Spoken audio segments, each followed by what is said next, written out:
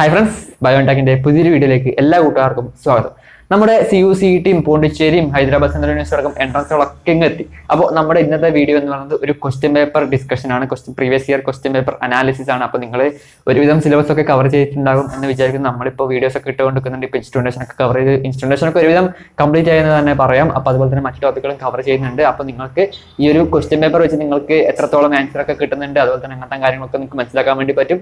അപ്പോൾ നമ്മൾ ഇന്ന് കുറച്ച് ഡിസ്കസ് ചെയ്യാൻ പോകുന്നത് കുറച്ച് പ്രീവിയസ് ഇയർ ക്വസ്റ്റ്യൻസ് ആണ്. ഇതിന് മുന്നിലുള്ള വർഷങ്ങളിൽ ചോദിച്ച കുറച്ച് പ്രീവിയസ് ഇയർ ക്വസ്റ്റ്യൻസ്. അപ്പോൾ നമുക്ക് ക്വസ്റ്റ്യൻസിലേക്ക് കടക്കുന്നതിന് മുന്നേ നിങ്ങൾ ആദ്യമായിട്ടാണ് ഈ ഒരു ബയോടെക് എന്ന് പറഞ്ഞ ഈ ഒരു ചാനൽ കാണുന്നെങ്കിൽ ചാനൽ സബ്സ്ക്രൈബ് ചെയ്തിട്ട് ആ ഒരു ബെൽ ബട്ടൺ എനേബിൾ ചെയ്യാൻ വിട്ടുപോകരുത്. അങ്ങനെ ചെയ്താൽ മാത്രമേ ഞങ്ങളുടെ എല്ലാ വീഡിയോകളും നിങ്ങൾക്ക് യഥാർത്ഥം കാണാൻ വേണ്ടി പറ്റും. അപ്പോൾ നമുക്ക് ക്വസ്റ്റ്യൻസിലേക്ക് കടക്കാം.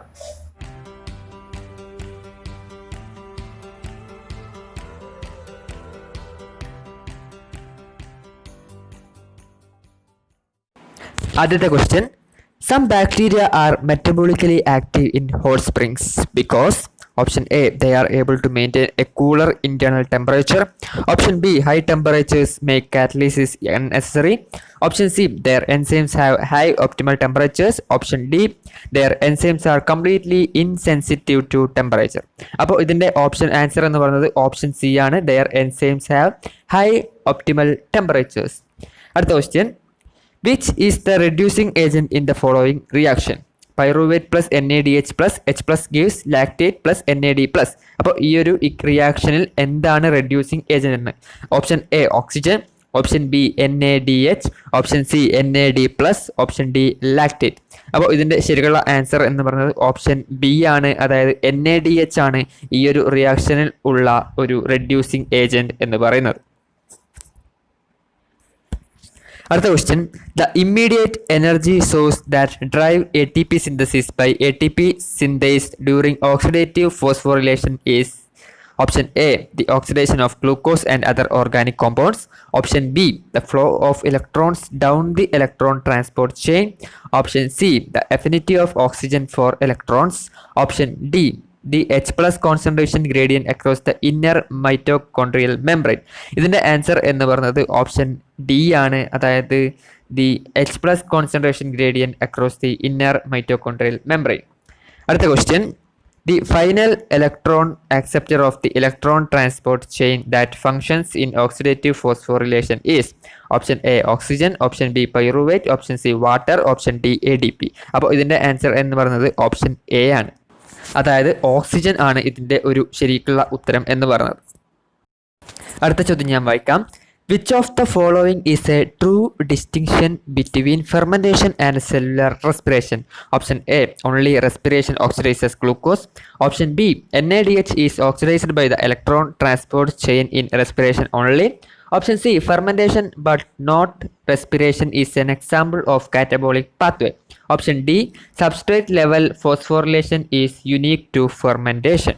ഇതിന്റെ ആൻസർ എന്ന് പറയുന്നത് ഓപ്ഷൻ ബി ആണ്. അടുത്ത ചോദ്യം: In his work with the pneumonia causing bacteria and mice, Griffith found that option A, the protein code from pathogenic cell was able to transform non-pathogenic cells. Option B, heat killed pathogenic cells caused pneumonia.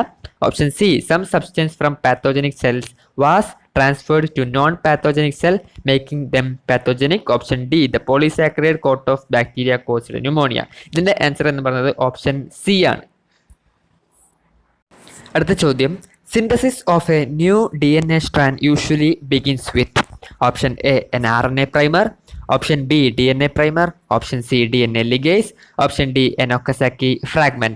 ഇതിന്റെ answer എന്ന് പറയുന്നത് option A, an RNA primer ആണ്. അടുത്ത ചോദ്യം: A eukaryotic cell lacking active telomerase would option A, be unable to take up DNA from the surrounding solution. Option B, be unable to identify and correct mismatched nucleotides. Option C, experience a gradual reduction of chromosome length with each replication cycle. Option D, be unable to connect Okazaki fragments. ഇതിന്റെ answer എന്ന് പറയുന്നത് option C ആണ്. നമുക്ക് അടുത്ത ചോദ്യം നോക്കാം.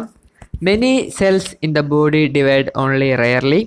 If at all, neurons, red blood cells, and keratinocytes are extreme examples. In which portion of the cell cycle would such cells be considered to be? Option A, M phase. Option B, G1 phase. Option C, G0 phase. Option D, G2 phase. ഇതിന്റെ answer എന്ന് പറയുന്നത് option B ആണ്, അതായത് G1 face ആണ് ഈ ചോദ്യത്തിന്റെ ശരിക്കുള്ള ഉത്തരം. അടുത്ത ചോദ്യം, as mammalian zygotes divide, all cells are totipotent up to the dash cell stage. Option A 4, option B 6, option C 8, option D 16. ഇതിന്റെ ആൻസർ എന്ന് പറയുന്നത് ഓപ്ഷൻ ഡി ആണ്, അതായത് 16 ആണ് ഇതിന്റെ ഈ ചോദ്യത്തിന്റെ ഉത്തരം. അപ്പോൾ ഈ ഒരു വീഡിയോ നിങ്ങൾക്ക് ഹെൽപ്ഫുൾ ആയി എന്ന് വിചാരിക്കുന്നു. ഹെൽപ്ഫുൾ ആയ ലൈക്ക് ചെയ്യാൻ വിട്ടുപോകരുത്. ഇങ്ങനത്തെ പോലുള്ള എൻട്രൻസിന് പ്രിപ്പയർ ചെയ്യുന്ന നിങ്ങളുടെ കൂട്ടുകാരിലേക്ക് എത്തിക്കാൻ വേണ്ടി ഷെയർ ചെയ്യുക. ചാനൽ സബ്സ്ക്രൈബ് ചെയ്യാത്തവരുണ്ടെങ്കിൽ സബ്സ്ക്രൈബ് ചെയ്തിട്ട് ആ ഒരു ബെൽ ബട്ടൺ കൂടി എനാബിൾ ചെയ്ത് വെക്കുക. അപ്പോൾ പുതിയൊരു വീഡിയോ നമുക്ക് കാണാം. നന്ദി.